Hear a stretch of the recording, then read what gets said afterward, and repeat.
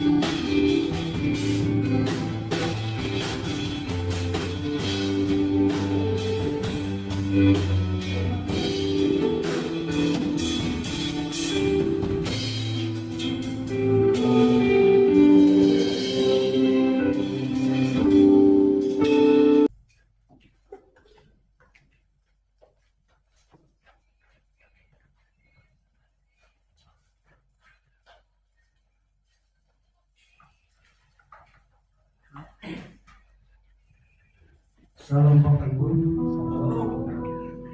kita akan mulai tidur dan kita mulai dengan motomu. Motomu adalah tentang beliau yang awal untuk mengutuk bangsa Israel, tapi Adonai Elohim mengubah menjadi berkat. Amin.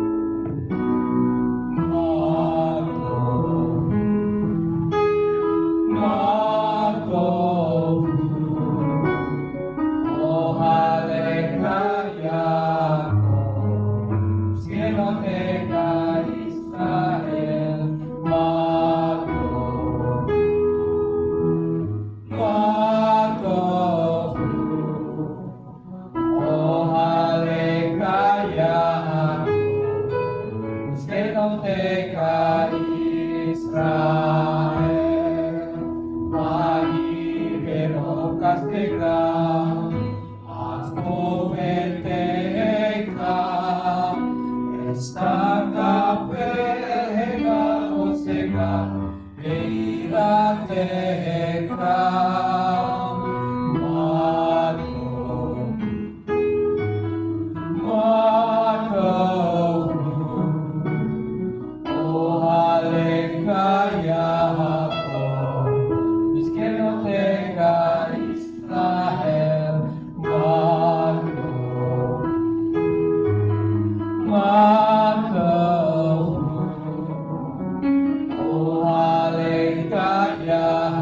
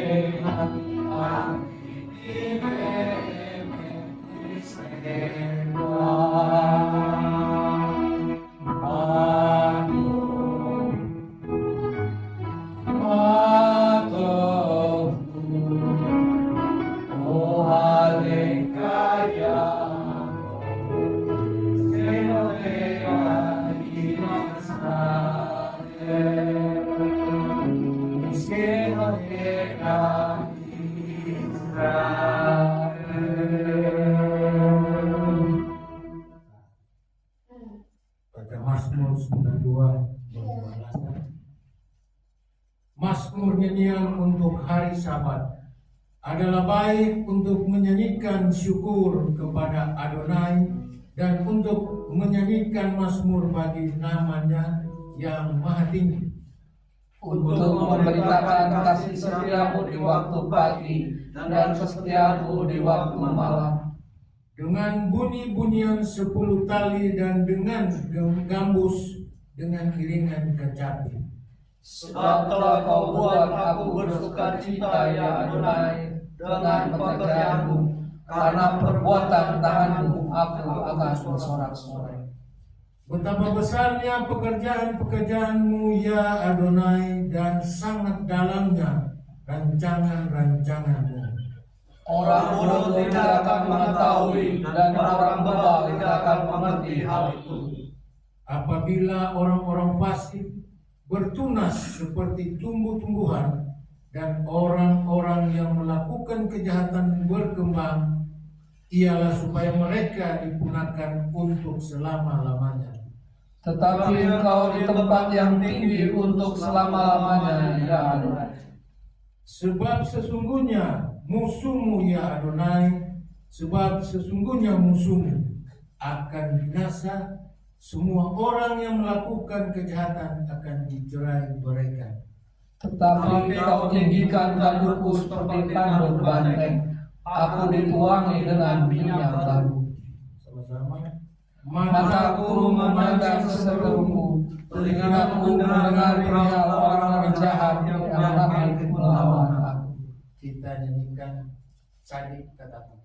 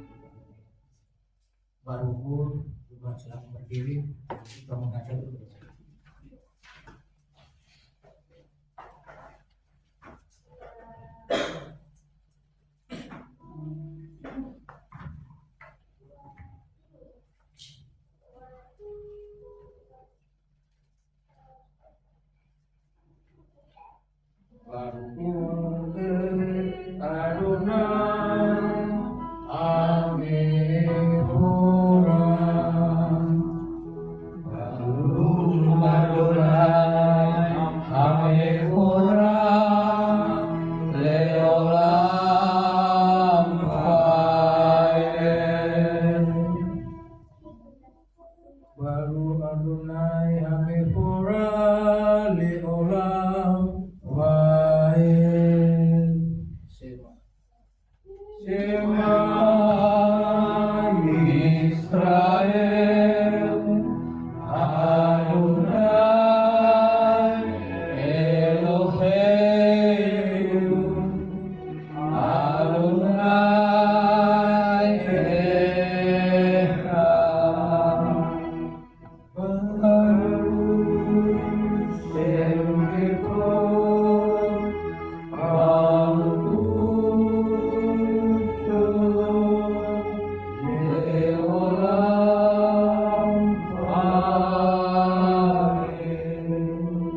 Dengarlah Israel, Adonai Elohim kita, Adonai Echad.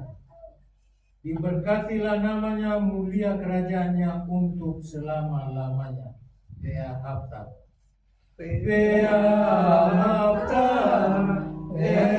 Adonai Elohecha, Bekol Echad, Ubekol Namseka, Ubekol Meodeka, Behayun, Hademarim, Haele, Aser Anaki, Bisatika, Adonai Elohecha,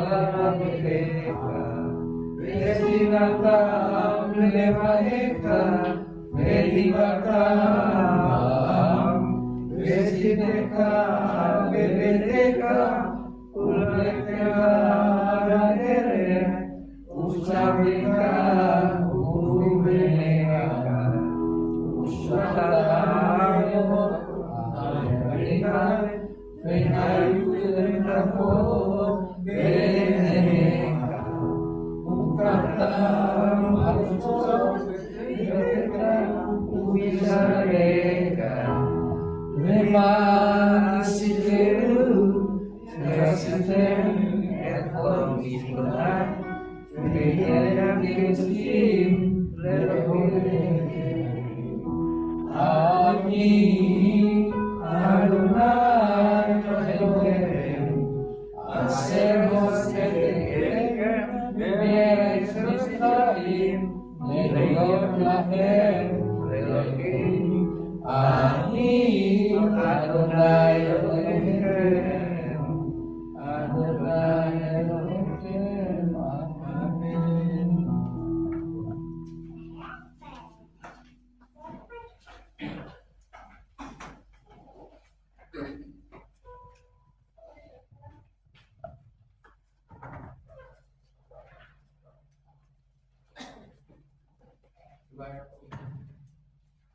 Berkat untuk anak-anak.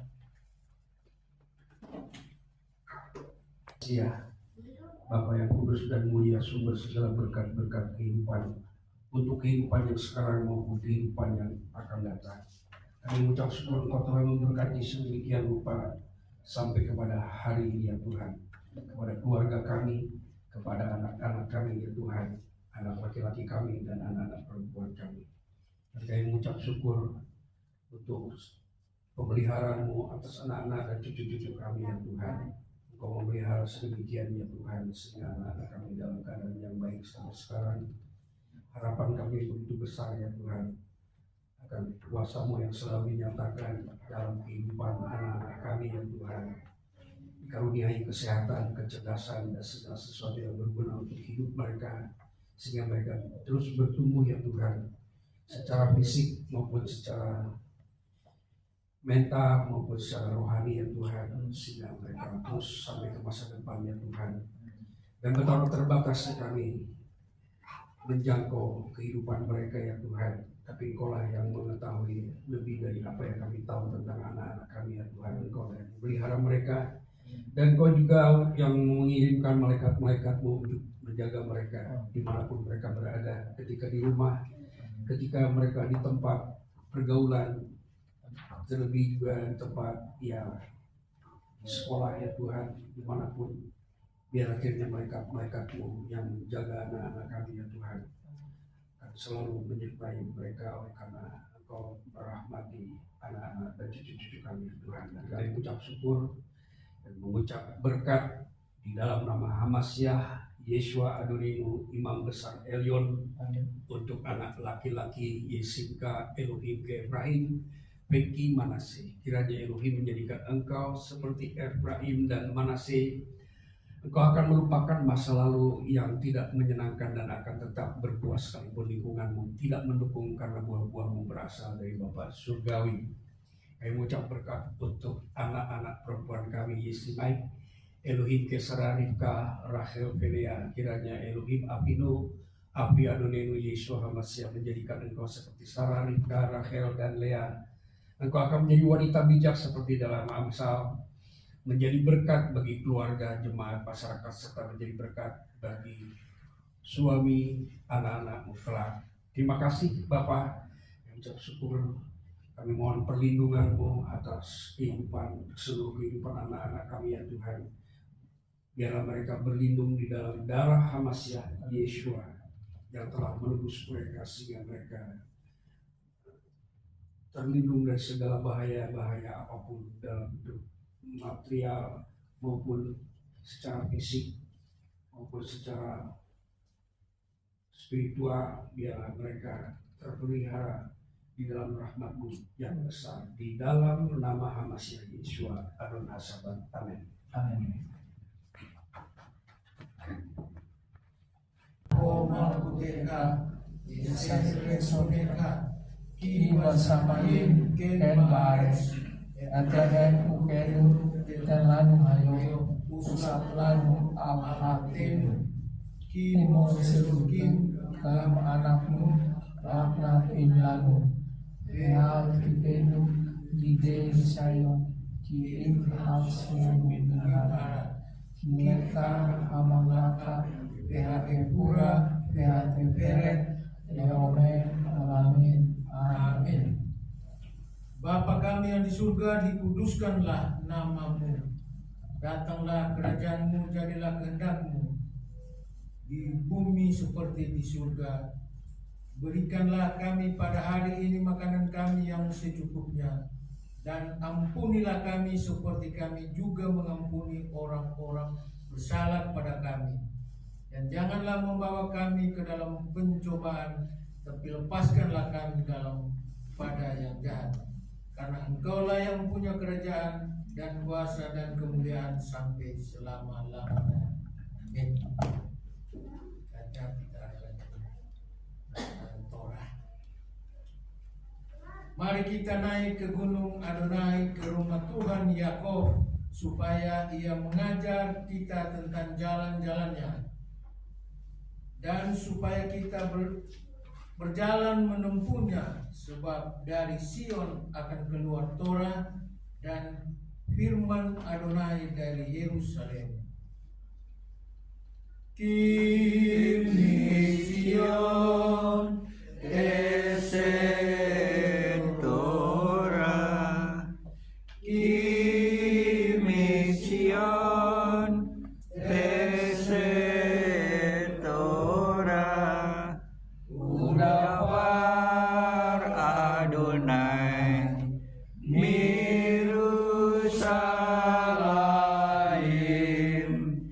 Baruch Senatan Torah, Torah, Baruch Senatan Torah, Torah, Leamo Israel, Biktu Satu.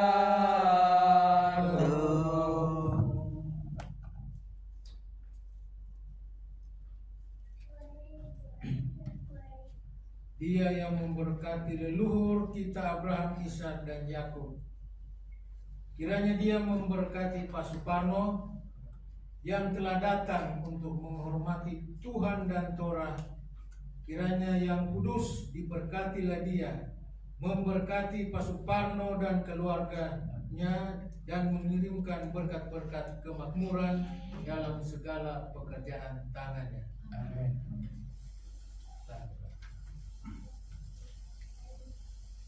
Baruk ata Adonai hamipura leolam bait. Baruk ata Adonai Elohim melek haolam. Aser bahar banu mikol ha-amin. Penatam lanu torato. Baruk ata Adonai noten hatura. Diberkatilah Engkau Adonai Tuhan kami, penguasa alam semesta, yang telah memilih kami dari antara bangsa-bangsa dan memberikan kami Torah. Diberkatilah Engkau Adonai yang memberikan Torah. Devarim 29 ayat 9 sampai dengan 15. Atem nitsapin bayam kulkem likne Adonai Elohekem asekem sipekem sikenekem pehoretekem kol is Israel tapkan naikem peka aser bekerep mahaneka mekatep et seka et swab main meka lea mereka bibrit Adonai Eloheka ubeleto asar Adonai Eloheka koret imkahayum le aman hakim otkahayum loleam pehu yihye letka lelohim le aser deberlak pehaser niska laboteka le Abraham le Iskak oleh Yakob pelo tikem le badikem anoki koret et hebrit hasrot peet ha'ala hasrot keetser jemo po ibnu omet hayam libne Adonai Elohinu peet aser nemu po imamnu hayam kitem Yedem et aser Yesapu Be'eret Misrayim Be'et aser Aparnu Be'kerep Hagayim aser Apartem. Ulangan 29 ayat 9 sampai dengan 15. Maka perhatikanlah perkataan perjanjian ini dan lakukanlah supaya kamu bertindak bijaksana dalam semua yang kamu lakukan. Kamu semua pada hari ini berdiri di hadapan Adonai Elohimmu, para pemimpinmu, suku-sukumu, tua-tuamu, dan para hambamu, setiap pria Israel, anak-anakmu, istri-istrimu, dan orang-orang asing yang ada di tengah-tengah perkemahanmu, dari tukang-tukang belah kayumu sampai tukang-tukang timba airmu.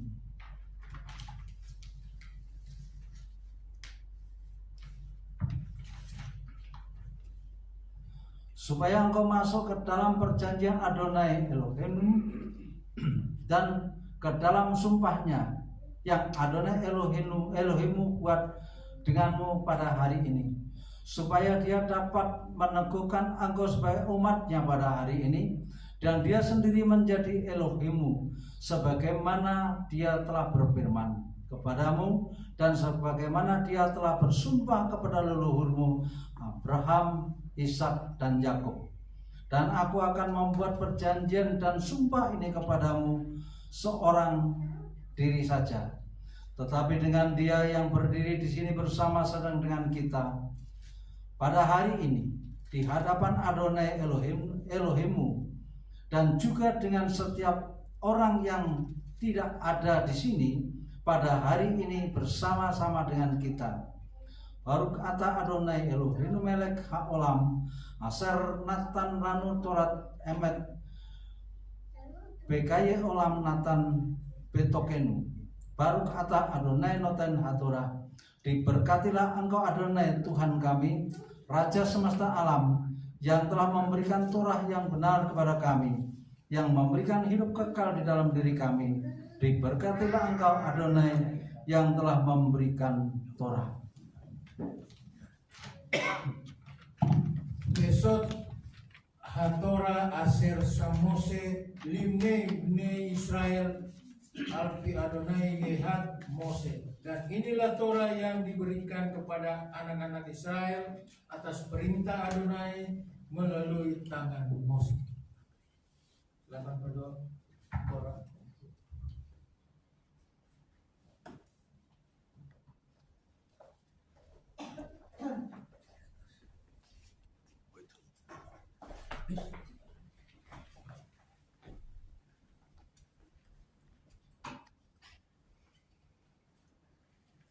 Sebelum kita masuk ke dalam Musa, kita lengkapi hidup kita dengan ikrar persekutuan. Dengan sukacita aku bersekutu dengan Yeshua Mashiach yang adalah jalan kebenaran dan kehidupan, sumber keselamatan kekal, seperti cara yang tetap melekat pada penghutangku, dengan yang tinggal dalam kasihnya, dengan melakukan segala perintahnya. Aku ada seperti yang dikatakannya aku ada. Aku akan jadi seperti yang dikatakannya aku akan jadi. Kehidupan yang berubah bagi kemuliaannya. Firman Tuhan untuk pelita bagi kakiku dan terang bagi jalanku. Ia tidak akan kembali dengan sia-sia. Ia akan berhasil dalam perintahnya. Langit dan bumi akan lenyap, tetapi janji Tuhan kekal selama-lamanya. Amin. Amin. Tuhan, parasa ini dari Devarim 29 Terakhir. ada satu ayat di parasa ini di pasal 29 ayat yang ke-28. Ya, versi lain itu ayat pasal 29 ayat 29. Di situ dikatakan bahwa ada yang menjadi rahasia, ada yang disingkapkan. Jadi Torah itu tidak seluruhnya langsung disingkapkan, tapi masih ada yang disembunyikan. Bukan untuk disembunyikan selama-lamanya, tetapi ada waktunya. Ada waktunya untuk disingkapkan. Jadi kita kalau membaca, kita belum memahaminya jangan paksa-paksa ya untuk mencoba memahaminya. Cukup dibaca saja aja dulu. Menunggu sampai roh Tuhan menyingkapkannya. Dari pasal 29 ayat 29 itu dikatakan begini. Hal-hal yang tersembunyi ya, atau nistastester kalau nggak salah ya, yang tersembunyi ialah bagi Adonai Eloheinu, tetapi hal-hal yang dinyatakan atau yang disingkapkan ialah bagi kita dan bagi anak-anak kita sampai selama-lamanya, supaya kita melakukan segala perkataan Torah ini. Jadi pada zaman Musa itu tidak semua disingkapkan langsung. Jadi disingkapkan sesuai dengan tahap-tahap tertentu sejauh kemampuan cerna mereka terhadap Torah. Dan kepada tiap-tiap orang juga berbeda ya. Sedangkan apa yang disingkapkan kepada Musa dengan yang disingkapkan kepada Harun itu berbeda. Karena kapasitas masing-masing berbeda. Lalu apa yang disingkapkan kepada Yosua dan kepada Kaleb itu berbeda juga ya. Tetapi walaupun berbeda itu, Kaleb dan Yosua itu bisa memiliki kualitas yang boleh dibilang setara, sehingga Kaleb dan Yosua itu bisa masuk ke Kanaan, sementara yang lainnya itu tidak sampai. Jadi yang lahir jadi kalau kita membaca Torah, baca aja ya, jangan coba-coba paksa untuk menafsir-nafsir gitu ya. Ya boleh aja, tapi itu akan melelahkan. Kalau saya sih lebih baca udah dibiarkan gitu. Yang penting datanya masuk. Nanti Roh Tuhan itu akan membantu menyingkapkan rahasia dari apa yang dibicarakan dari Torah itu. Apa yang dulu saya sulit sekali ya untuk memahaminya, tapi sekali waktu ketika itu benar-benar diperlukan, maka saat itu Roh Tuhan itu akan menyingkapkannya dan membantu kita bagaimana mengaplikasikannya gitu. Karena Roh Kudus itu adalah roh penolong. Nah, roh penolong ini disebut adalah roh kebenaran. Jadi Torah itu harus ditemukan kebenarannya, dan kebenaran itu akan disingkapkan oleh Roh Tuhan gitu. Walaupun demikian, para pembaca Torah ya di Israel pada abad pertama dan abad-abad sebelumnya itu mereka berusaha untuk menafsir. Sampai tafsirnya itu harus dibantu dengan angka-angka. Karena huruf-huruf Ibrani itu adalah angka juga gitu. Sehingga mereka mencoba memahami rahasia dari Torah itu melalui angka-angka. Padahal tidak semua angka-angka itu bisa mengungkapkan gitu ya. Itu hanya sebagian saja yang bisa diungkapkan oleh angka-angka. Maka ada istilah gematria ya. Lalu memahami dari angkanya, lalu digatok-gatoin itu angka ya. Lalu terseret lagi kepada angka-angka huruf Yunani, lalu huruf Yunani dibikin gematria sampai ke huruf Indonesia gitu. Jadi orang akhirnya bukan mengandalkan roh Tuhan untuk memahaminya, tapi mengandalkan angka-angka. Ya boleh saja ya, seperti orang-orang Kabalah juga.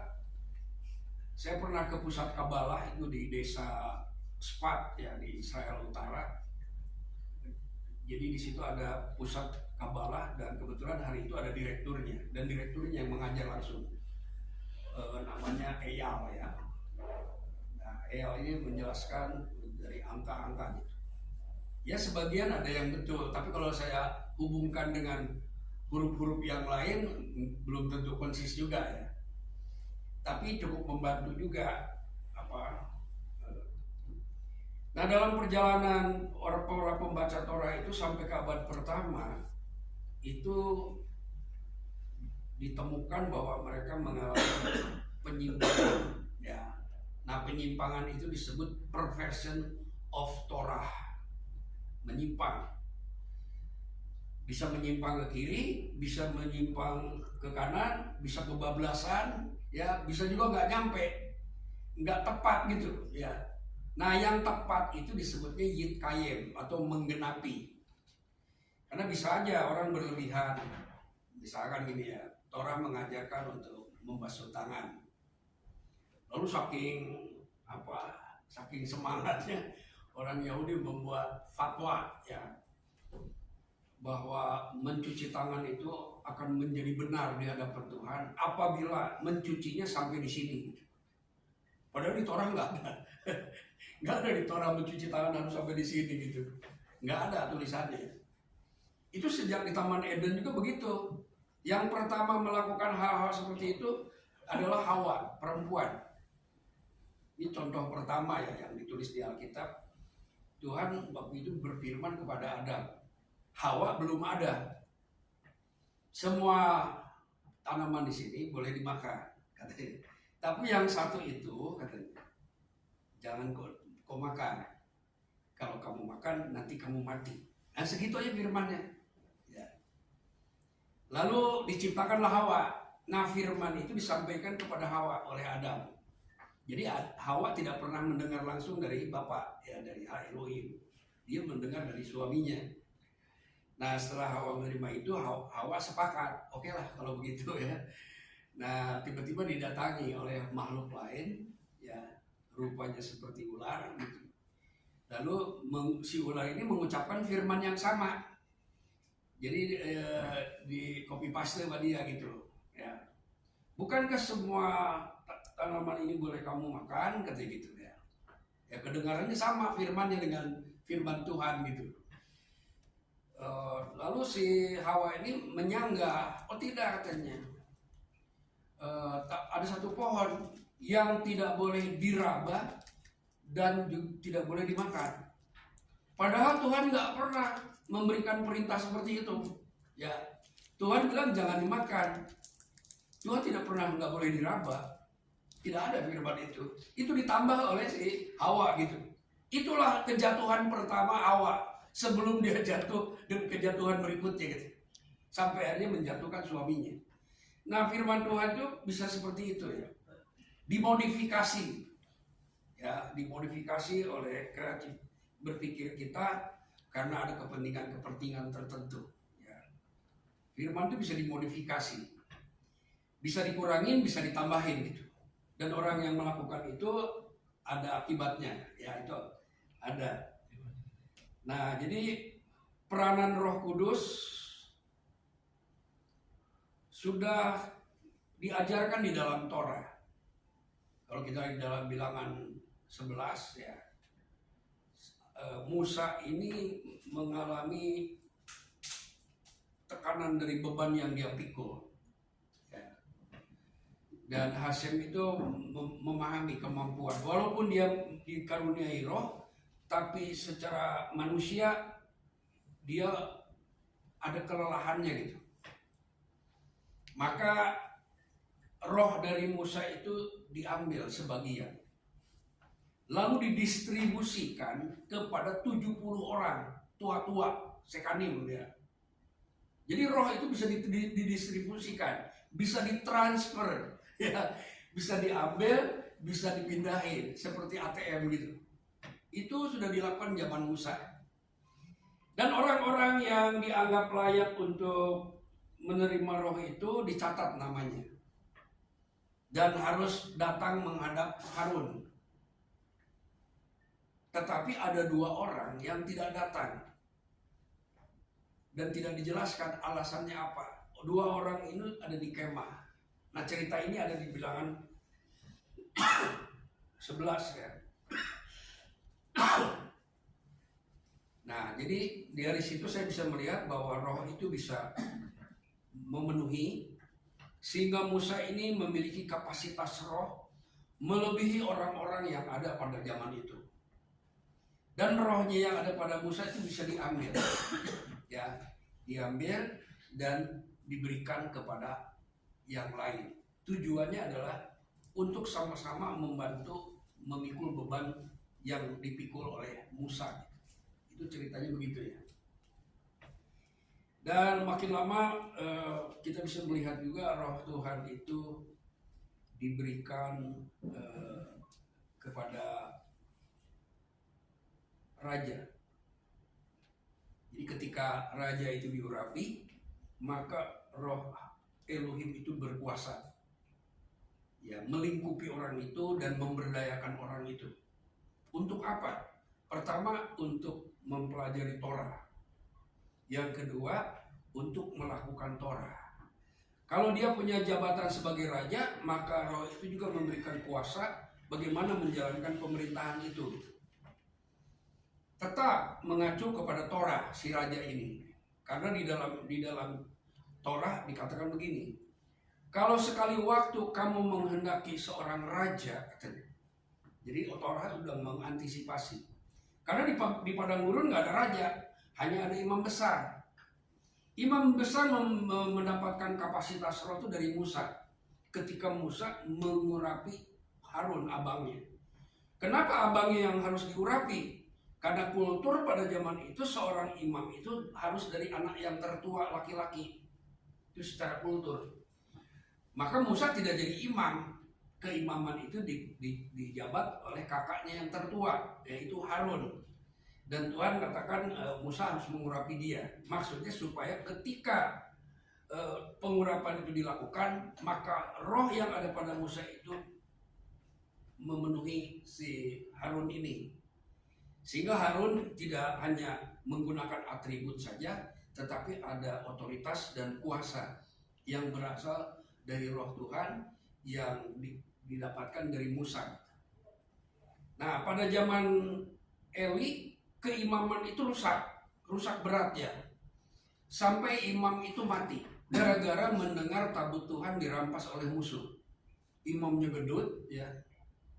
maaf yang gendut ya, imam ini gendut sehat karena banyak kurban yang dia makan gitu ya, makmur lah kalau zaman sekarang mah. Tapi gendutnya tuh di mesin ATM yang gendutnya. Nah jadi waktu mendengar tabut Tuhan itu dirampas, wah itu sebuah tekanan yang berat bagi imam besar waktu itu, sampai akhirnya dia kaget dan mati. Dan mati itu jatuh dari kursi, bukan sedang dia berdiri tapi dia sedang duduk. Pernah nggak lihat orang lagi duduk jatuh gitu? Saking besarnya badannya, matilah imam itu. Itu sebagai akibat dari pelanggaran-pelanggaran terhadap Torah. Imam ini mendapatkan karunia, mendapatkan pengurapan, mendapatkan otoritas dan kuasa, dan juga atribut, yaitu pakaian kekudusannya. Sehingga dalam menjalankan pelayanan itu dengan penuh dengan kepercayaan diri. Ya, ada kapasitas roh di dalam dirinya untuk mengemban tugasnya sebagai imam besar. Tapi pada zaman itu makin merosot. Jadi rohnya makin kering, dagingnya makin gendut gitu. Itu yang terjadi. Jadi sejak itulah Israel lemah. Jadi di bait suci tidak ada kapasitas roh yang memadai, tentara itu lemah dan kalah. Sampai tabut yang penuh dengan kemuliaan itu bisa dirampas. Mengerikan banget ya bagi seorang imam besar kalau itu terjadi. Dan itu sudah diancam sebelumnya oleh Tuhan.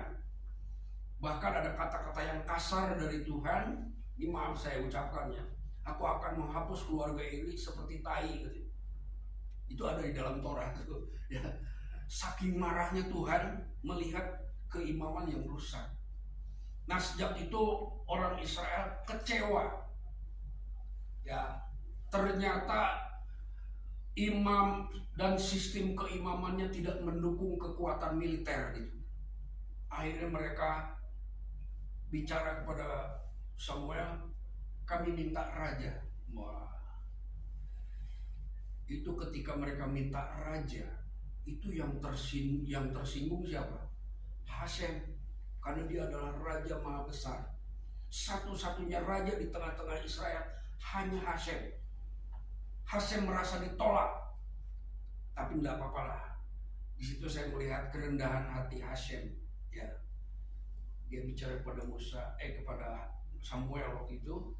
Samuel sudah meneruskan pelayanan keimaman, ya. Jadi caretaker lah kira-kira gitu. Ya, menerus walaupun dia bukan imam besar ya Samuel itu. Tapi dia meneruskan pelayanan keimaman yang sudah rusak gitu. Dan Samuel ini mempunyai kapasitas roh juga oleh karena ketaatan dia kepada Torah. Jangan dikira ya ketaatan kepada Torah itu tidak menambah kapasitas. Ya itu kan hasil pemilihan demokrasi. Sekarang Hasem sendiri yang memilih. Dia memilih seorang remaja dari keluarga Isai. Isai punya anak-anak ada 8. Isai adalah orang yang sangat mencintai bangsa, yang mencintai kerajaan, ya. Dan sebagian besar dari miliknya diserahkan untuk kepentingan kerajaan, termasuk dari 7 anaknya yang laki-laki. Sementara anak bungsunya ini disuruh menjaga domba 2-3 ekor kayak gitu ceritanya. Artinya dikit banget. Tapi di antara 2-3 domba itu ada 1 domba yang harus dijaga dengan nyawa Daud yang masih remaja itu. Karena salah satu domba jantan itu pada hari Paskah akan dibawa ke atas mezbah. Itu harus dijaga. Sehingga Daud harus melindungi domba yang satu itu, ya, domba Paskah itu, menghadapi singa, beruang, ya, serigala, dan dia bisa menang, ya, bisa mengalahkan. Oleh karena Daud memiliki roh Elohim setelah diurapi oleh Samuel. Jadi masih remaja, udah diurapi. Dipersiapkan untuk menjadi seorang Mesias. Mesias itu adalah gelar imam besar. Ya. Gelar yang pertama menerima gelar imam Mesias itu adalah Harun. Kenapa? Karena Harun diurapi. Ya. Pemimpin yang diurapi disebutnya Mesiah. Samuel menyebutnya Mesiah Hashem. Ya. Kalau orang sacred namer menyebutnya Mesias Yahweh katanya gitu. ya terserah lah mau lafalnya seperti apa. Karena udah macam-macam ya. Saya diminta dengan pelafalan ya saya ladenin dulu lah. Yang penting mereka temukan kebenaran. Nanti cara melafalkannya belakangan saya kasih tahu itu. Nah, jadi Mesias Hashem ini yang pertama Harun, ya. Yang kedua itu adalah Saul. Nah, yang ketiga Mesias Hashem itu Daud. Karena Daud diurapi. Dia menjadi Mesias Hashem itu sejak dia masih remaja. Tapi belum menduduki tahtanya. Tapi kapasitas sebagai Mesias, ya, yang akan menggembalakan, ya, yang akan menjadi tuan bagi Israel itu kapasitasnya sudah ada. Dan dia buktikan di dalam peperangan, bukan dalam pelayanan. Karena dia belum melayani sebagai raja. Dia sebagai prajurit. Tapi kapasitasnya kapasitas Mesias. Yang pertama dia tunjukkan adalah ketika menghadapi pentolan orang Filistin. Namanya Goliat. Nah, di situ bisa dilihat bahwa di dalam diri Daud ada kapasitas Mesias yang powerful gitu. Sehingga Goliat bisa dikalahkan. Jadi Goliat itu orang yang paling kuat, ya, superhero-nya, Superman-nya orang Filistin gitu. Nah, dikalahkan. Daud membuktikan dia sebagai Superman orang Ibrani gitu. Ya kalau saya mau jadiin komik ya kira-kira ceritanya gitu ya. Nah, dia kalahkan tuh. Dan ketika dia melihat potensi yang besar itu, Saul menyadari bahwa power yang tadinya ada padanya sudah berpindah kepada tukang gembala kambing ini gitu ya. Muncullah rasa iri. Nah, hati-hati ya dengan rasa iri ini, itu bisa menandakan bahwa kapasitas roh kita sedang merosot. Kalau kita dirundung oleh rasa iri, ya, terutama di dalam kehidupan pelayanan, itu salah satu tanda kapasitas roh kita sedang merosot. Rasa iri itu berkembang, berubah menjadi kebencian dan hasrat untuk memusnahkan. Itulah awalnya anti-Mesia. Jadi anti-Mesia itu menyatakan diri pertama dalam diri Saul, mantan Mesia. Ya. Jadi mantan Mesia ini anti-Mesia kepada Daud. Dan Daud dikejar. Bahasa Ibrani-nya Rodes. Ya. Dikejar. Itulah sebabnya Yesua ketika bertemu dengan Paulus, Yesua bilang sama Paulus, Saul, Saul, kenapa kamu mengejar aku? Bukan menganiaya, mengejar. Katanya sama dengan yang diucapkan oleh Raja Daud kepada Saul. Ya, dia diburu, ya, sampai dia harus menghindar. Kadang-kadang dia soliter, memilih satu tempat di Gunung Batu untuk bersembunyi. Gunung Batu terasa tempat yang paling nyaman di padang gurun. Jadi waktu saya ke Rosanikra, di sana ada ruangan seperti ini dari batu ya, dan ada bioskop di dalamnya. Saya dia lu, begini rasanya Gunung Batu ini ya, adem gitu, dan ada tetesan-tetesan air di dinding-dinding itu ya, dan itu bisa kalau sekali waktu lagi haus ya bisa minum dari situ. Nah, Daud pernah mengalami kesendirian ketika dikejar-kejar oleh Saul. Itu karena ada pengurapan di dalam dirinya. Ada roh Elohim yang menyertai dia. Ya. Nah, dari situ mulai Daud tumbuh sampai akhirnya Saul mengalami kekalahan final dan dia terbunuh. Nah, ketika Saul terbunuh, maka keluarga Daud, orang-orang suku Yehuda, ya, keluarga Yehuda ini menobatkan Daud sebagai raja untuk suku Yehuda saja. Dan itu berlangsung 7 tahun. Sementara para pengikut atau lesayak Saul ini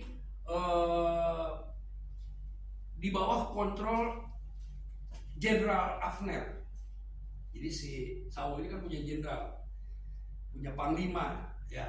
Nah, semua rakyat yang tadinya loyal terhadap Saul ini di bawah kontrol Abner. Tiba-tiba anaknya Saul ngomong, ya, memfitnah. Kamu tuh udah tidur sama gundik ayahku. Wah, si jenderal ini marah, ya. Aku udah menghabis sekian lama dengan segala perjuangan yang berat. Kok akhirnya setelah bapakmu mati aku dikatain seperti itu. Marah si jenderal ini. Lalu jenderal ini membuat keputusan, pokoknya semua yang dulu di bawah kekuasaan Saul akan dibawa kepada Daud, seperti pengantin, katanya, seperti mempelai. Nah, jadi Abner bicara dengan tua-tua Israel untuk meyakinkan mereka bahwa yang layak jadi raja adalah Daud. Dan Daud sudah jadi raja, ya. Daud sudah jadi raja di suku Yehuda. Maka bergabunglah Israel dan Yehuda. Nah, itulah awalnya. Israel yang Esa itu di situ, ya. Jadi rakyat yang di bawah kontrol Saul itu bergabung dengan Daud. Daud mulainya dengan 400 orang preman, ya. Dalam bahasa Ibrani disebut Belial. Biasanya itu petualang-petualang yang anti pemerintah. Itu bergabung sama Daud tuh. Sampai Daud tuh menjadi tentara yang kuat. Itu orang-orang yang tadinya preman itu memiliki karakter yang meneladani Daud gitu. Jadi mengalami penggembalaan, ya, dan ada semacam pemuridan dari Daud kepada tentaranya, sehingga tentaranya ini menjadi hormat kepada Torah. Itu karena melihat Daud gitu. Sampai akhirnya Daud mempunyai kerajaan di keluarga Yehuda. Maka bergabunglah menjadi satu kesatuan Israel, Yehuda dan Israel gitu. Itu asal usulnya, ya. Bagaimana roh Tuhan itu membangun kerajaan itu bisa dilihat dari cerita itu. Nah, setelah kerajaan berjalan, terjadi pelanggaran, ya. Daud melanggar, dan waktu itu Daud harusnya mati, ya. Karena dia sendiri yang mengatakan, yang melakukan itu, orang itu pasti mati, katanya. Raja kalau bicara udah gak bisa ditarik. Lalu Nabi bilang, kamulah orangnya. Wah, di situ ada semacam dilema hukum, ya. Bagaimana raja mengeksekusi dirinya, sedangkan itu melanggar Torah juga. Satu-satunya jalan adalah meminta gerasi dari Hashem. Karena Torah tidak bisa membantu, tidak bisa. Torah tidak ada korban untuk pembunuh, nggak ada. Korban pendamaian tidak ada. Untuk yang melakukan perzinahan juga tidak ada pendamaiannya. Satu-satunya yang bisa menjadikan damai dengan Hashem adalah kasih karunia Hashem. Dalam bahasa Yunani disebut gratia, grace, kasih karunia. Ken dalam bahasa Ibrani, ya. Nah, jadi Daud belajar Torah sekaligus mengenal Hashem, bahwa Hashem itu penuh dengan kasih karunia dan belas kasihan. Hanya itu yang bisa menyelamatkan dirinya. Itulah awal pengajaran tentang kasih karunia. Kasih karunia bukan ajaran teologi, ya. Kasih karunia itu ajaran dari pengalaman Raja Daud bersama dengan Hashem, yang kemudian dikembangkan di dalam pengajaran teologi, ya. Jadi tentang pengajaran kasih karunia itu ada khusus ya. Nah dari situ walaupun Daud sudah mengalami pemulihan, buktinya adalah dia mendapatkan Salomo. Makanya namanya Salomo. Sebetulnya bukan nama asli. Namanya asli itu Yedidyah ya. Yedidyah itu artinya Yah mengasihi anak Daud yang kedua. Sebagai bukti bahwa Hasem sudah mendamaikan Daud dengan diri Hasem. Selesai itu Daud. Ya. Daud menjadi tua, sakit, dan meninggal. Sebelumnya si Salomo dinobatkan menjadi Mesias. Kenapa? Karena Salomo diurapi.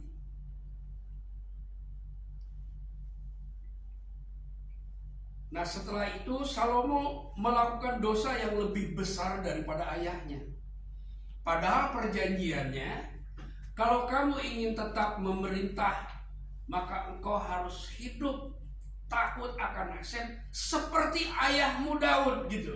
Itu ada tuh kata-kata begitu ya. Jadi perjanjian Hasem dengan kerajaan Salomo itu seperti itu. Tapi kemudian Salomo karena terpikat karena cinta, mencintai 700 perawan. Jadi kalau ada yang punya 72 bidadari kurang gitu, kurang banyak. Salomo itu 700 bidadari, dan sebagian di antara mereka dari kalangan istana. Jadi Salomo tenggelam di dalam emosi cinta, bukan dalam roh lagi, tapi dalam emosi amor ya, dalam asmara ya. Jadi dia bukan penuh dengan roh, tapi penuh dengan asmara. Jadi Mesias yang tidak penuh dengan roh Hasem, tapi penuh dengan roh asmara. Kurang cukup 700, dia tambah lagi 300 gundik, pas ceceng. Dia dipenuhi dengan asmara yang sebenarnya tidak bisa dia nikmati seluruhnya. Bagaimana mungkin orang bisa menikmati asmara ya dari 700 perempuan itu, sedangkan seminggu itu cuma 7 hari. Jadi sebenarnya dia tidak menikmati apa-apa gitu. Dia hanya menikmati sensasi asmara saja, tetapi tidak hidup di dalam roh. Itulah sebabnya Paulus mengajarkan hendaklah kamu penuh dengan roh gitu. Itu dari cerita-cerita itu, bukan Paulus tiba-tiba punya ide gitu, bukan. Paulus seorang murid Gamaliel yang belajar Torah dengan bagus ya, dalam segala segi dipelajari gitu. Nah, kemudian kemerosotan itu makin hebat sampai akhirnya Israel terbelah dua, yang utara terjebak ke dalam penyembahan berhala. Artinya apa? Dia meneruskan kejahatan Salomo. Pertama, kejahatan Salomo itu berpindah kepada Yerobeam. Itu kalau ceritanya begitu ya. Akhirnya kejahatan penyembahan berhala itu menguasai Israel Utara. Israel Utara diserang oleh Asyur dan ditawan dan dibuang dan disebarkan ke seluruh dunia dengan program transmigrasi. Jadi transmigrasi itu bukan program Orde Baru ya. Transmigrasi itu program kerajaan Asyur ya, sudah ada gitu. Ditransmigrasikan. Kemudian Israel itu menjadi bercampur baur ke dalam keagamaan, gaya hidup, perdagangan, dan juga perkawinan. Sehingga anak-anak mereka menjadi anak-anak sundal menurut Nabi Hosea, dan dinyatakan sebagai Israel yang hilang. Udah hilang. Tinggallah orang Israel Selatan, kerajaan Yehuda. Dia tidak pernah hilang. Sampai dia di Babilonia tidak hilang. Namanya disebut sebagai orang Yahudi di Babilonia. Jadi Yahudi itu bukan Israel. Ketika orang-orang Yehuda ada di Babilonia, disebutnya Yehudit ya, atau Yehud ya. Nah, Yehud ini nggak pernah hilang. Walaupun Babilonia penuh dengan penyembahan berhala, orang Yahudi itu tidak hilang. cuma mereka makin lama makin lemah. Ya, yang penuh dengan Roh Kudus cuma satu, Daniel. Yang lainnya nggak penuh dengan Roh Kudus. Ya, jadi makin lama makin lemah dan sakit Yahudi ini. Dalam keadaan sakit oleh Raja Persia, katakan, udahlah kamu pulang ke Yerusalem, bangun kembali kehidupanmu di sana. Kehidupan sebagai bangsa, kehidupan sebagai pemerintahan, tapi dibatasi sebagai provinsi saja. Kami ini raja, kalian provinsi. Jadi kamu nggak boleh kamu sama saya.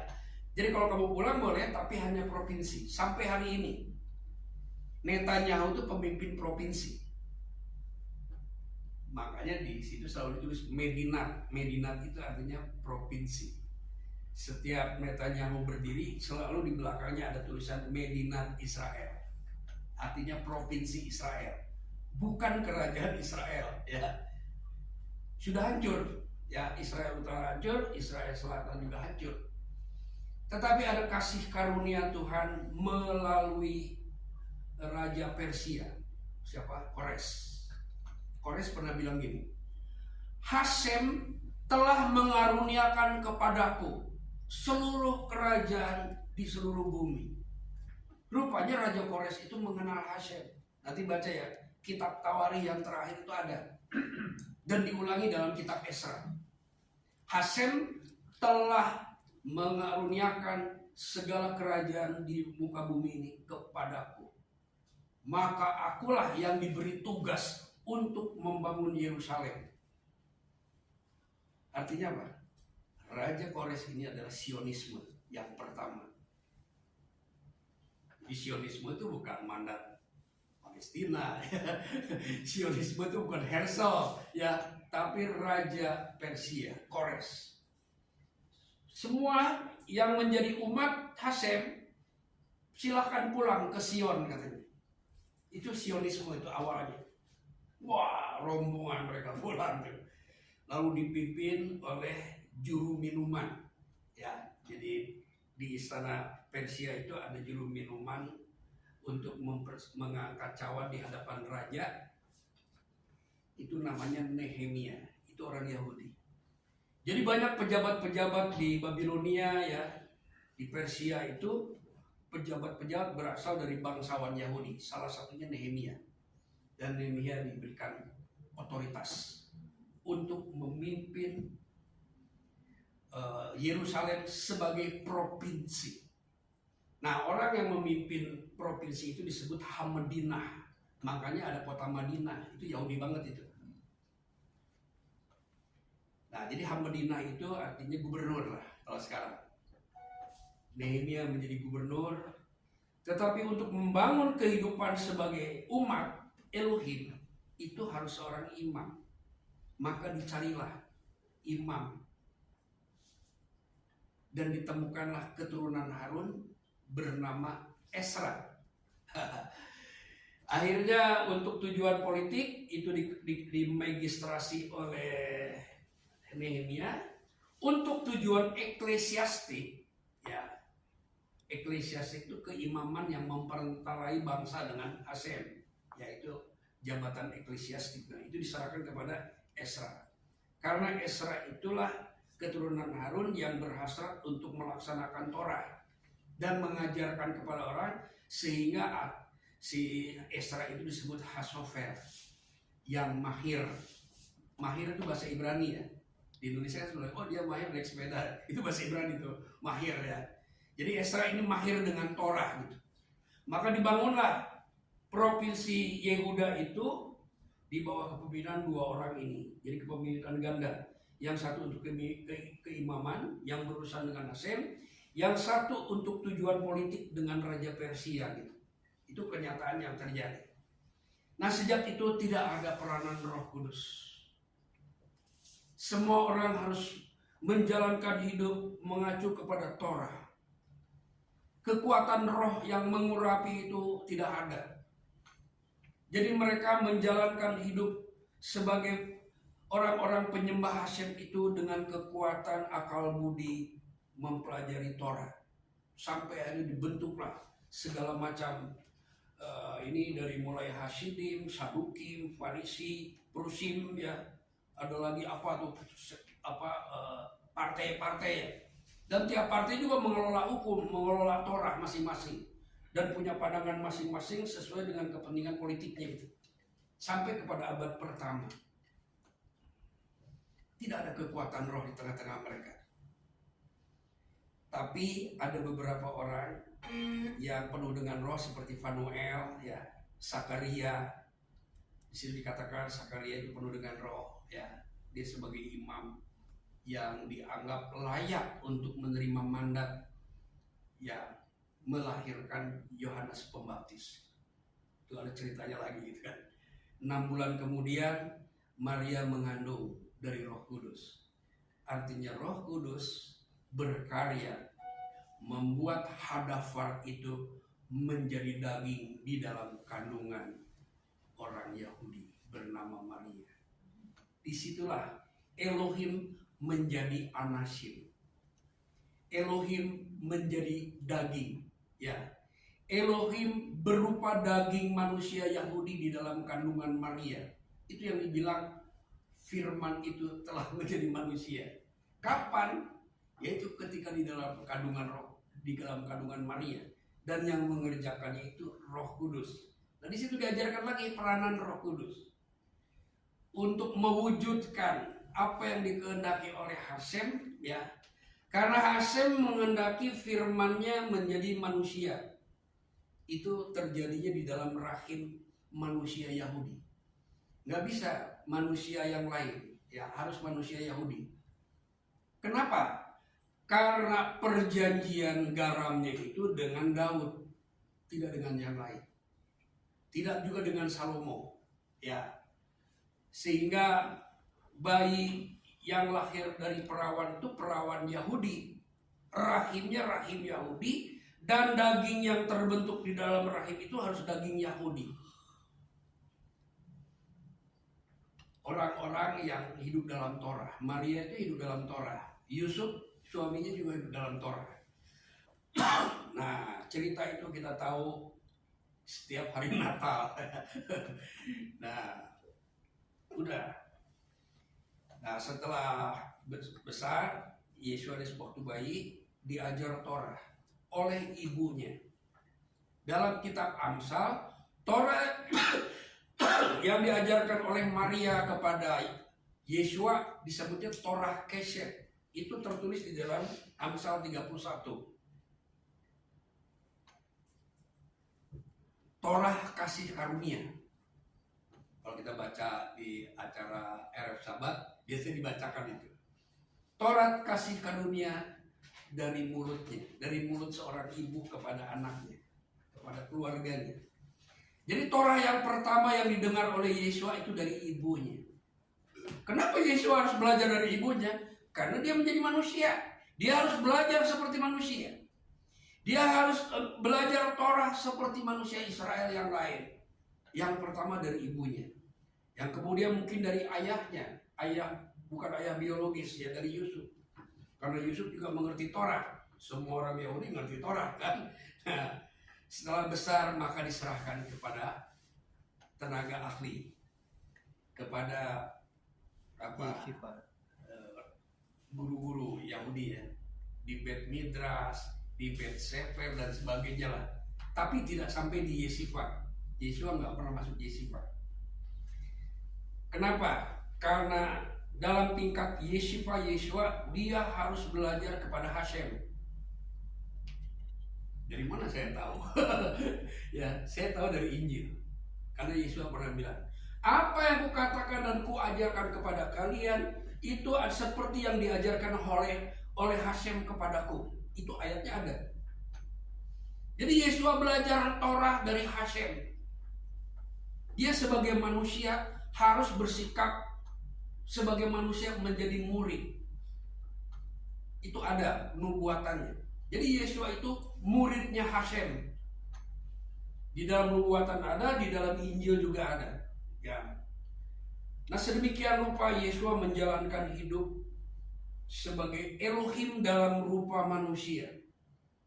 Dia harus mengikuti sistem yang ada di dalam kehidupan Israel. Nah, setelah 12 tahun, maka orang tuanya bawa ke bait suci pada hari Paskah. Sekaligus bar mitzvah gitu. Ya. Dan ketika bar mitzvah itu diselenggarakan, ada perbincangan Yesua dengan para sage, ya, para guru di situ, alim ulama, kalau ayah bilang dengan alim ulama di situ. Dan ketika perbincangan itu terjadi, mereka semuanya takjub. Artinya apa? Ajaran Yesua dengan ajaran Yahudi tidak ada pertentangan. Kalau ada pertentangan, itu anak 12 tahun udah diusir itu dari situ. Ya, orang pasti marah, ya, pasti marah. Tapi tidak. Di situ mereka semua tercengang dan kagum. Wah, ini anak dari Nazaret, umur 12 tahun, baru beberapa menit bar mitzvah, udah punya kecerdasan melampaui rabi-rabi gitu. Nah, di situ menunjukkan tidak ada pertentangan ajaran yang ada dalam diri Yesua dengan ada yang dirabini. Tidak ada. Tidak ada catatan Yesua bertengkar, malah menimbulkan kekaguman. Torahnya Yesua adalah Torah yang dikagumi oleh para rabi pada waktu itu. Selanjutnya bagaimana? Saya tidak punya catatannya, tapi bisa tanyakan kepada Bambang Nursena. Setelah 12 tahun sampai 30 itu Bambang Nursena yang tahu. Beliau pernah menceritakan seperti apa, ya. Kalau saya sih tidak tahu, ya. Nah, setelah itu Yesua ada seruan dari Yohanes di padang gurun sesuai dengan nubuatan bahwa Israel harus dipanggil untuk bertobat, kembali kepada ajaran yang benar. Walaupun ajaran yang benar itu udah nggak ada, udah kacau semua, ya, udah kacau, sudah terkontaminasi, ya, sudah mengalami perversion waktu itu. Jadi yang benar-benarnya itu harus dipilih, ya. Jadi harus pokoknya udah bercampur lah dengan yang tidak benar. Tapi Yohanes bilang kamu harus kembali kepada ajaran yang benar, kepada Torah yang benar. Kembalilah dari jalan-jalanmu yang jahat, katanya. Sesuai dengan kitab suci. Untuk mengalami pemulihan, ya, harus di parasa ini juga ada, ya, tentang janji pemulihan itu di pasal berapa, ya. Jadi syarat untuk pemulihan itu harus harus menyesal, harus minta ampun, harus apa? Dan penyesalan itu harus diekspresikan dengan menenggelamkan diri ke dalam sungai Yordan, ke dalam air. Itu sebagai ekspresi, ungkapan yang bisa dilihat dengan mata bahwa saya menyesali ajaran-ajaran yang keliru ini dan akan kembali dan mencari yang benar. Yang benar nggak ada. Jadi gimana? Maka Yohanes bicara, lihatlah, katanya, domba hak Elohim, ikutilah dia. Torah yang benar cuma ada di dia. Nah, waktu itu Yohanes Pembaptis itu udah punya murid banyak. Dia suruh murid-muridnya berguru kepada Yesua. Nah, tapi sebelum itu ada kenyataan ketika Yesua dibaptis, itu langit terbuka. Dan ada satu tanda untuk Yohanes, ya. Jadi tanda itu untuk Yohanes bahwa kalau Roh Kudus turun kepada salah seorang dari yang kau baptis, itulah dia, katanya, Mesias itu. Yohanes sudah tahu tuh, tapi dia belum tahu seperti apa, ya. Pertama dia lihat nih, kayaknya ini cocok nih Mesias gitu kan. Tapi belum ada tanda, ya. Karena Yohanes bilang begini, sebaiknya aku yang kau baptis, katanya. Tidak, kata Yesus. Untuk melakukan kehendak Hashem, maka lakukan ini, kamu yang melakukannya. Jadi Yesua tunduk kepada keimaman yang berlaku pada saat itu, yang dipegang oleh Yohanes Pembaptis, karena imam-imam yang lain sudah terkontaminasi oleh politik. Ya, nggak boleh dia membaptis Yesua. Yang membaptis Yesua adalah Yohanes sesuai dengan nubuatan, dan Yohanes juga lahir dari seorang imam, ya dari keluarga imam, gitu ceritanya lah ya. Nah, lalu dari cerita itu Yesua pergi ke padang gurun dalam kuasa roh Elohim. Artinya dia pergi bukan sendirian, tapi ada roh Elohim. Kapan roh Elohim turun kepada Yesua? Pada waktu merpati itu turun, ya. Roh dalam rupa merpati itu turun. Itulah saatnya Yesua dipenuhi oleh roh Hashem. Itu. Dulu dikandung dari Roh Kudus. Ya. Lalu dia belajar Torah. Ketika dia baptis, roh Hashem turun. Dan itu tanda untuk Yohanes. Saya nggak tahu yang lain lihat apa enggak, tapi kesaksiannya seperti itu, ya. Nah, setelah itu ke padang gurun, dia buktikan keputraannya. Jadi Yesua membuktikan keputraannya itu di dalam roh Hashem yang sudah ada padanya. Lalu keluar, setelah menang dia keluar dari padang gurun. Di situ juga ditulis dalam kuasa Roh Kudus dia meninggalkan padang gurun. Pergi kemana? Ke Nazaret, ke kampungnya. Dan di sana dia mengalami penolakan. Yesus tidak kaget penolakan itu karena Yesus sendiri bilang seorang nabi akan dihargai di mana-mana kecuali di kampungnya sendiri, gitu. Itu kalimat yang menunjukkan bahwa Yesus ditolak di Nazaret. Akhirnya dia pergi ke Kapernaum. Nah, ketika dia ke Kapernaum, maka Kasan yang ada di situ, ada Kasan di situ ya, ada Baal Knesset namanya, ya. Nah, Baal Knesset itu memberikan kehormatan kepada Yesua dari Nazaret yang datang ke Kapernaum. Diberikan kehormatan untuk aliyah membaca kitab suci. Ya. Parasanya, parasa hari ini. Yesaya 61 kan parasa hari ini. Ketika dia baca, Yesua menemukan ayat atau nubuatan yang bisa dipergunakan untuk mendeklarasikan dirinya. Maka dia berkata setelah membaca, dia mengembalikan, lalu dia diberikan kesempatan untuk memberi komentari gitu. Rupanya hari itu Yesus diberikan kepercayaan untuk membacakan kitab suci. Karena dia tamu dari Nazaret datang ke Kapernaum, ya. Selesai itu lalu dia bicara gini, Roh Adonai ada padaku. Jadi ada Adonai, ada Yesua. Bisa begitu kan? Iya dong. Yesua manusia yang melakukan Torah. Ketika dibaptis, Hashem berkata, inilah anakku yang kekasihi. Maksudnya dia melakukan Torah dengan benar. Itu disebut anak. Ada di dalam Ulangan 14, ada di situ. Ya, anak Hashem itu orang yang melakukan Torah. Itu ada di Ulangan 14 ya. Banim Ladonai dalam bahasa Ibrani itu. Nah, jadi di situ Hashem mendeklarasikan Yesua sebagai putranya karena dia melakukan Torah di umur 30 tahun itu. Sudah melewati masa melakukan Torah dengan benar gitu. Maka dia layak disebut anak. Tapi bagi rabbinik disebutnya Benai HaTorah, bukan Benai HaElohim.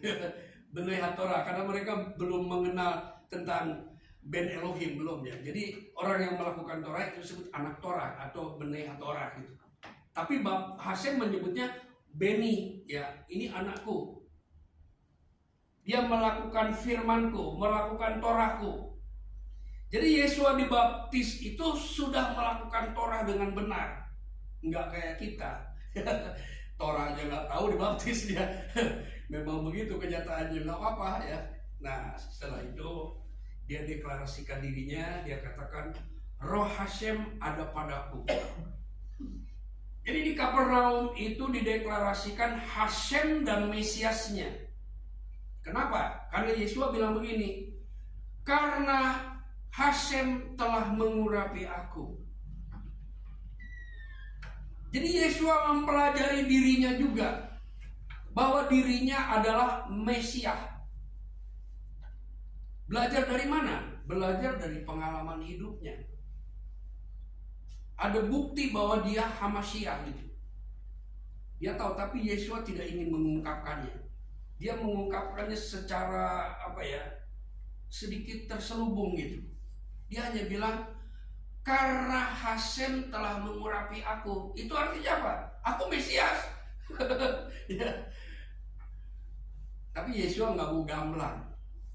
Dia ingin orang Kapernaum bisa memahami itu ya. Dan biar Yesua membiarkan Roh Kudus membantu mereka untuk memahami itu. Begitulah cara kerja Mesias dan cara kerja Tuhan di dalam Roh itu nggak seperti yang dibayangkan orang. Karena sudah ada yang nanya gini, coba cari ayat yang menunjukkan, membuktikan bahwa Yesus pernah mengakui sebagai Tuhan. Oh, gitu kan. Nggak begitu orang Ibrani, cara kerja nggak semurah itu gitu. Ya, ada pengungkapan idiomatik namanya. Ya, ada istilah Hebraic idiomatic expression. Jadi diekspresikan dalam kalimat-kalimat yang kelihatannya samar, tapi kalau kita dalami kita akan mengerti nilai yang sebenarnya gitu. Nah, ini setelah dideklarasikan, barulah dia melakukan pemuridan. Pertama kepada murid-murid yang dipilihnya dulu. Jadi Mesias ini adalah guru besar. Seperti Harun adalah guru besar di Israel. Imam besar itu guru besar, ya. Maha guru lah. Nah, jadi Yesua sebagai Mesias, dia memuridkan. Jadi ada beberapa orang Yahudi yang mengakui Yesua sebagai rabi. Salah satunya rabi yang ada di Manado itu. Pernah ditanya, apakah Anda percaya bahwa Yesus itu rabi? Iya. Kenapa? Karena dia punya murid. Apakah Anda percaya pada Mesias? Ntar dulu, dia bilang. Kalau dia rabi boleh, tapi kalau Mesias ntar dulu. Aku nggak percaya. Ada ya kelompok seperti itu. Ya nggak apa-apa ya, karena memang belajarnya seperti itu gitu. Jadi Yesua sebagai Mesias, dia harus memuridkan. Imam besar itu harus memuridkan para imam, memuridkan orang Lewi, dan memuridkan bangsa Israel. Itu tugas Mesias. Itulah salah satu bentuk penggembalaan, yaitu memuridkan. Nah, dalam komunitas kita juga sebenarnya ada potensi memuridkan, ya. Kalau Pak Benito ada tempat untuk Messianic Training Center, ya. Nah, itu salah satu bentuk memuridkan orang-orang yang mau belajar Torah. Jadi pemuridan dimulai dari murid-murid, dan murid-muridnya orang Galilea, bukan orang Yerusalem. Artinya mereka nggak pernah mengenal Yeshiva. Jadi mereka Yeshivanya dengan Yesua. Tradisi itu ada sejak zaman Raja Yosia kalau nggak salah ya. Jadi waktu karena imam-imam itu lemah, maka raja sendiri yang keliling ngajarin orang Israel. Itu ada ceritanya, nanti cari di kitab Raja-Raja itu. Seorang raja Israel itu dia mengajar keliling, persis seperti Yesua gitu. Jadi kenapa Yesua harus keliling mengajar? Ya karena kalau dia mengajar membuat lembaga nanti jadi masalah. Ya. Jadi Yeshivanya itu Yeshiva yang bergerak, ya, dari desa ke desa, ya. Kadang-kadang di pinggir danau, di atas bukit, itu Yeshiva itu. Dan Yesua adalah rabinunya, rabinya. Nah, setelah dilatih, bukan cuma diajarin, tetapi juga 70 itu adalah Nikodemus. Benar apa tidak itu hanya asumsi. Tapi Nikodemus itu seorang murid. Bahkan dialah yang pertama datang malam-malam yang mengakui Yesua sebagai rabi. Jadi kerabian Nikodemus mengakui kerabian Yesua. Dan dia datang pada waktu malam-malam. Dia manggil, ya Rabi, katanya. Engkau adalah More yang diutus oleh Elohim. Bukan berdasarkan sertifikat dari Gamaliel, tapi berdasarkan tanda-tanda yang menyertaimu.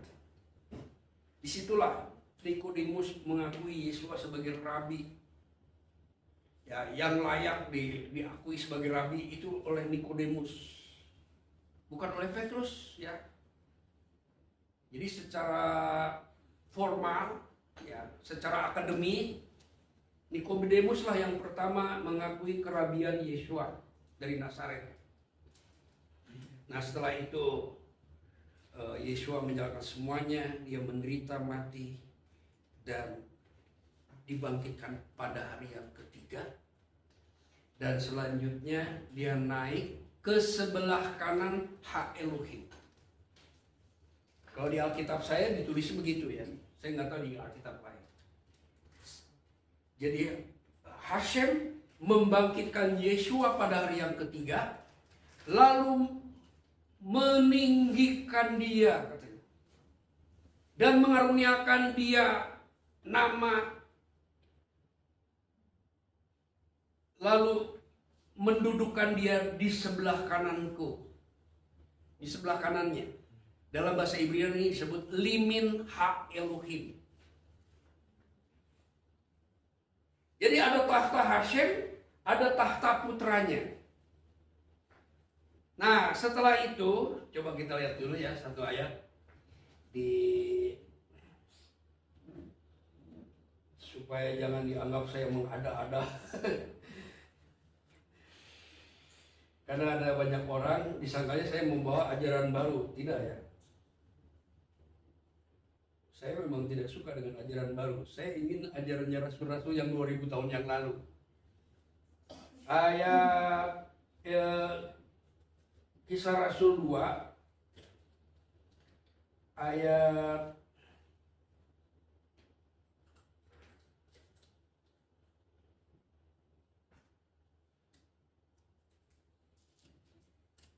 31 dulu. Nah, ini ya. Petrus khotbah pertama kali. Ya. Dia tidak pernah ikut Yeshiva, tapi dia Yeshivanya Yeshiva Mesias Yesua. Yeshiva itu artinya duduk. Duduk, ya. Orang Jawa bilang sebo. Pak, sebo. Makanya ada paseban, paseboan. Orang-orang yang duduk di satu bangunan untuk mendengarkan wejangan dari raja. Itu disebutnya paseban, ruangannya itu. Dulu waktu saya bangun gereja pertama kali namanya Paseban Batu Hidup. Sampai sekarang pulangnya masih ada. Ya. Nah, jadi tempat sebo, mendengarkan raja. Gitu.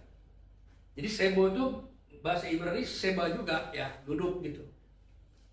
Nah, jadi Paulus juga pernah dibilang bahwa Paulus beberapa saat tinggal di Tesalonika dan murid-muridnya Yeshiva, ya.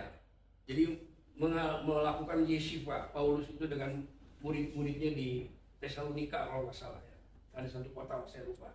Nah, di sini dikatakan begini, Yesua inilah yang dibangkitkan hak Elohim.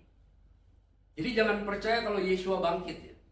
Yesua itu dibangkitkan, bukan bangkit. Nggak ada orang mati bangkit.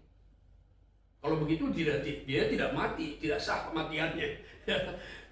Yesua itu dibangkitkan di ayat 32 ini, ya.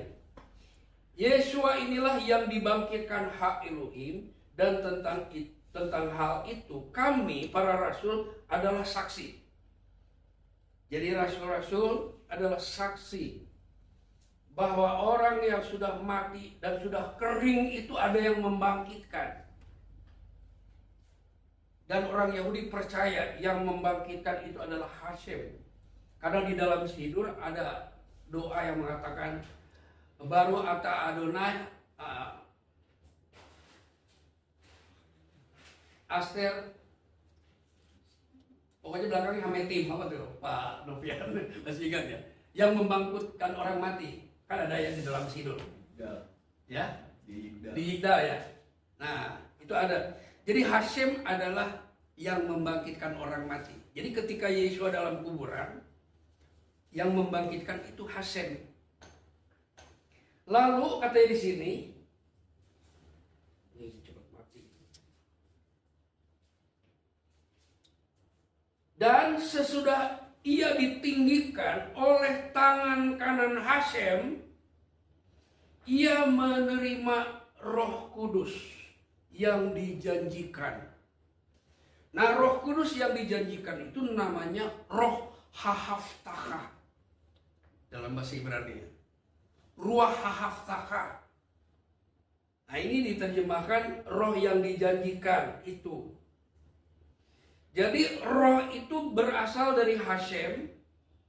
Ketika Yesua ditinggikan, roh Hashem itu diberikan kepada Yesua. Roh Hashem itu tanpa batas rohnya.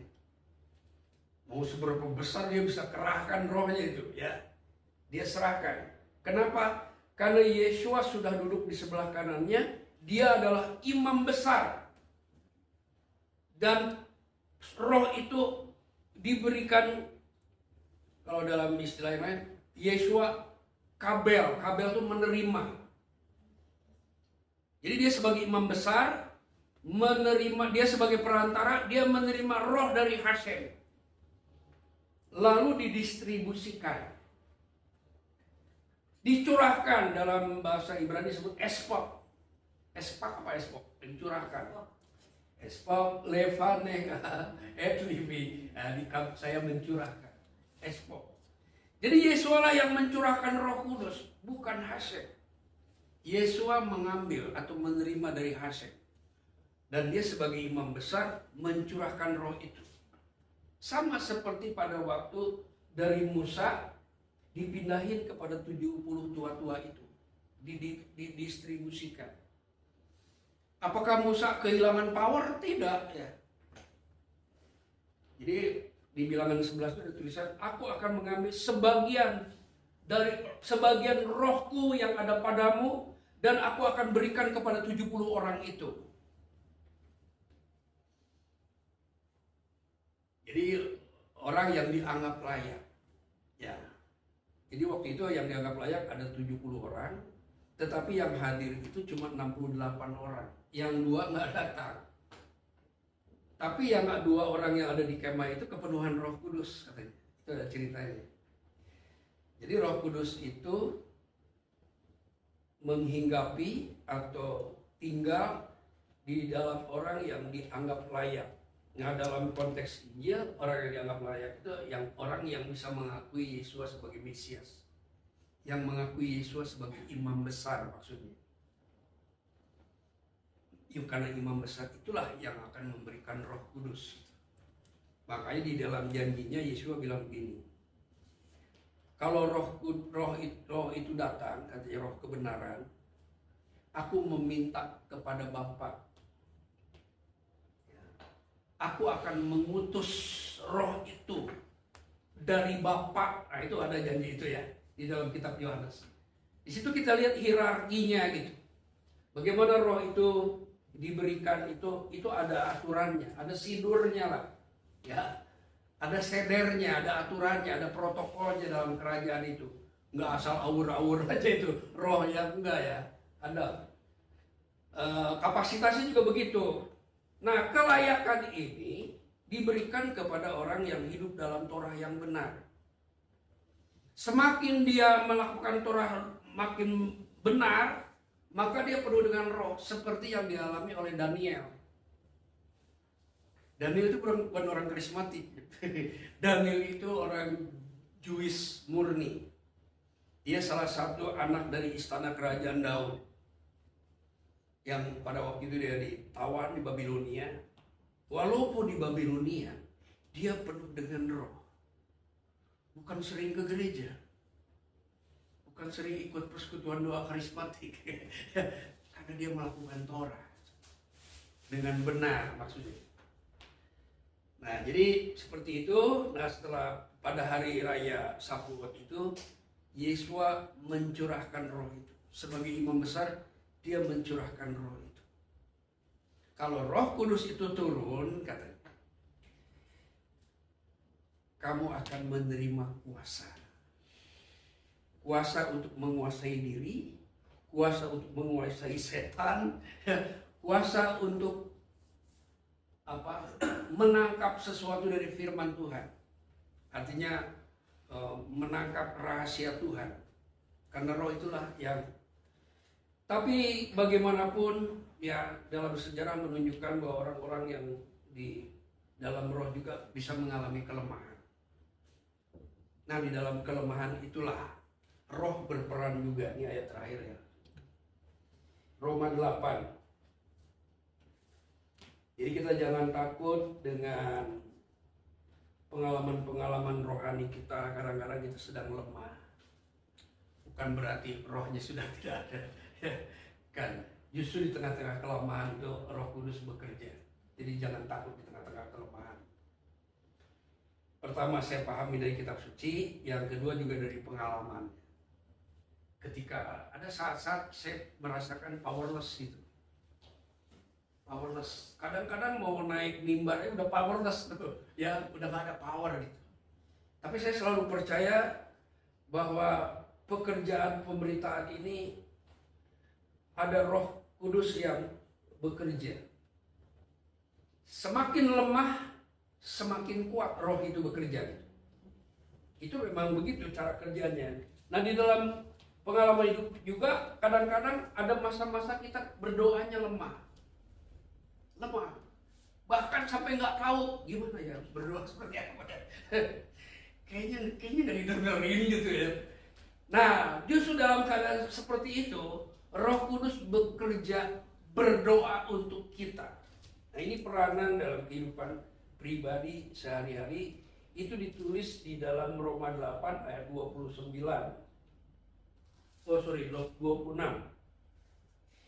Demikian juga katanya ya, Roh membantu kita dalam kelemahan kita. Jadi ketika kita lemah, Roh itu memberdayakan kita.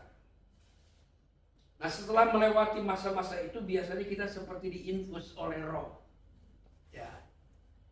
Sehingga kapasitas itu jadi bertambah.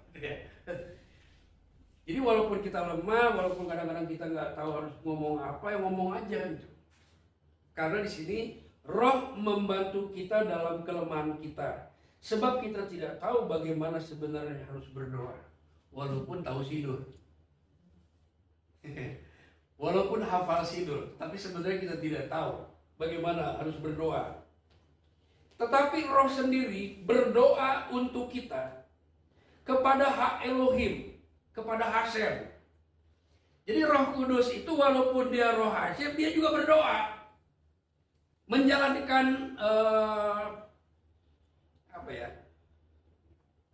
semacam menjalankan upaya hukum, mengadvokasi kita gitu.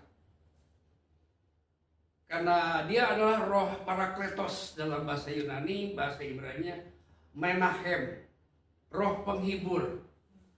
Ya, yang membantu kita ketika kita sedang lemah. Apalagi ketika kita sedang jatuh, itu lemah banget. Ya, lemah banget. Tapi bukan berarti Roh Kudus itu tidak bekerja untuk memulihkan kita. Karena di dalam sidur dikatakan apa? Dialah yang menegakkan orang yang tertunduk. Apa? Saya lupa tuh gimana tuh dalam sidur. Ya. Dialah Hashem yang menegakkan orang yang tertunduk. Dialah yang menyembuhkan orang sakit. Dialah yang membangkitkan orang mati. Kalau orang mati bisa dibangkitkan, masa kita lagi lemah kita tidak bisa diberdayakan. Nah, di saat-saat kita lemah, ya lemah itu macam-macam. Nah, di sini peranan Roh Kudus membantu. Ada orang kalangan yang menggunakan bahasa roh. Memang saya juga punya pengalaman seperti itu ya. Punya pengalaman ketika berbahasa roh itu kapasitas roh naik. Cuma di kalangan mesianik ini kan nggak terlalu diajarkan tentang karunia roh gitu ya. Nggak terlalu dikedepankan gitu. Saya juga kurang tahu ya.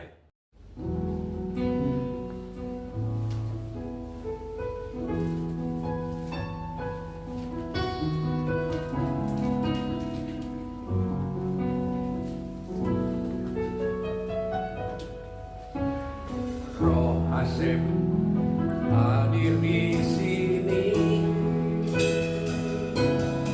Oh Asep, ku mengasihimu.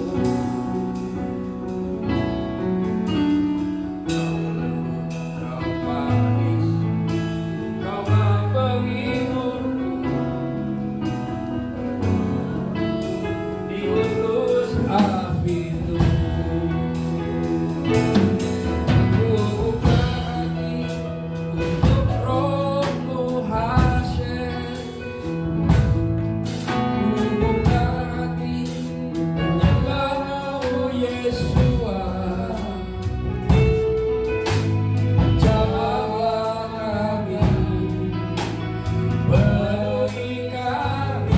Dengan kuasa El Shaddai.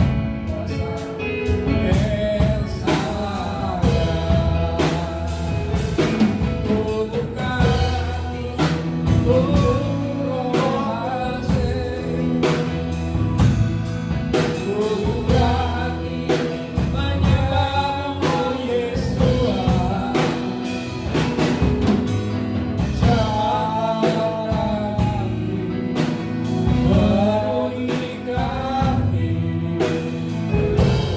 Kuasa El Shaddai, El Shaddai, El Shaddai, El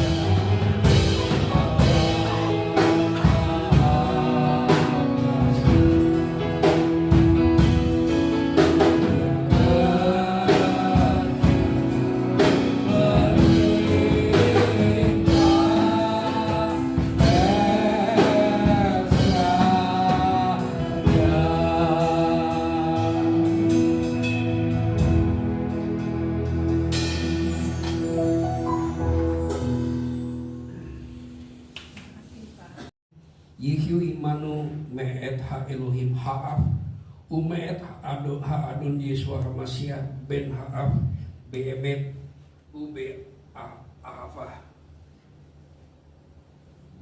Kasih karunia rahmat dan damai sejahtera dari hak Elohim Bapa dan dari Tuhan Yesua Hamashiach Putra Bapa kiranya akan menyertai kita di dalam kasih dan kebenaran. Ye pariheka Adonai payis mereka, ya Adonai panap ereka pikuneha, Yisa Adonai panap ereka payasin leka salom. Amin. Amin. Abi Torah